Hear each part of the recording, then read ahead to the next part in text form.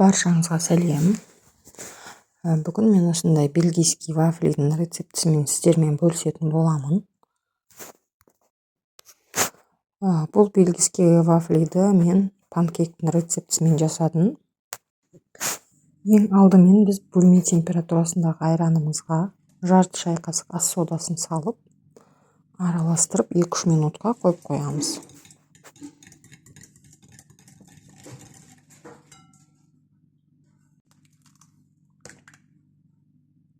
Бір жұмыртқа, шым тұз және 2 ас қасық қантымызды салып, жақсылап араластырамыз. Кім тәттіні жақсы көреді, қантын көбірек салсаңыздар болады. Тәтті қылғыңыз келмесе, азырақ салсаңыз болады. Жақсылап араластырамыз қанты ергенше.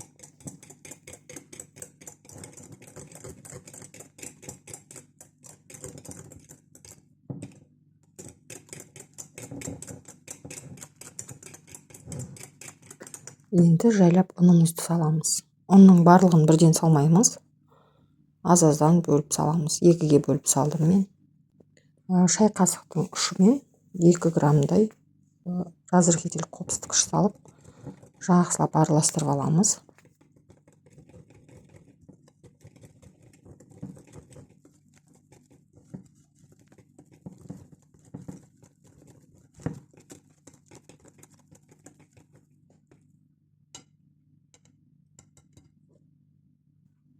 Енді қалған ұнымызды саламыз да, тағы да жақсылап араластырамыз.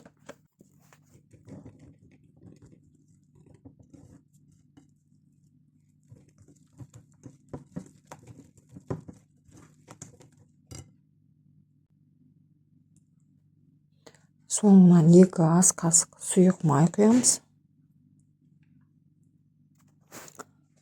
Тағы да жақсылап араластырамыз да, пісіреміз.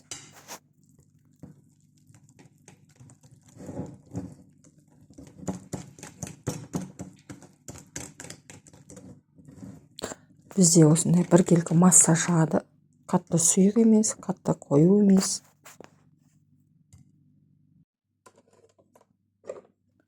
Алдын ала осылай вафельницамызды қыздырып, шамалы ғана сұйық май жағамыз. Болмаса сары май жағуға болады. Осылай жағып, вафлимізді пісіріп бастаймыз.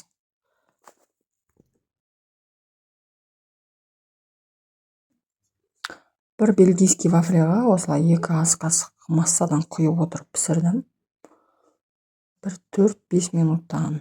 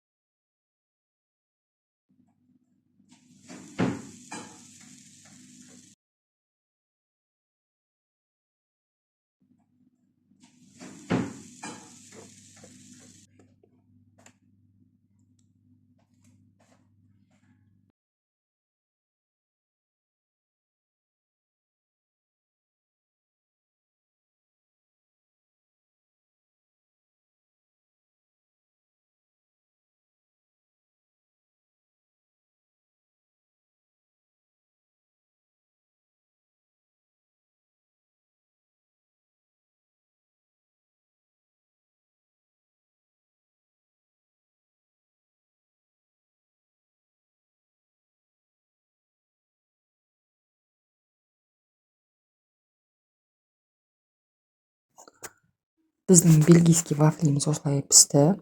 Өте үлпілдек, өте жұмсақ болып шықты.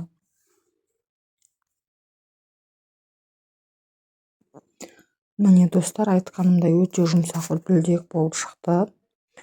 Менің рецептерім ұнаса, менің каналыма тіркеліп, маған лайк басып, комментарий жазуды ұмытпаңыздар. Ас болсын.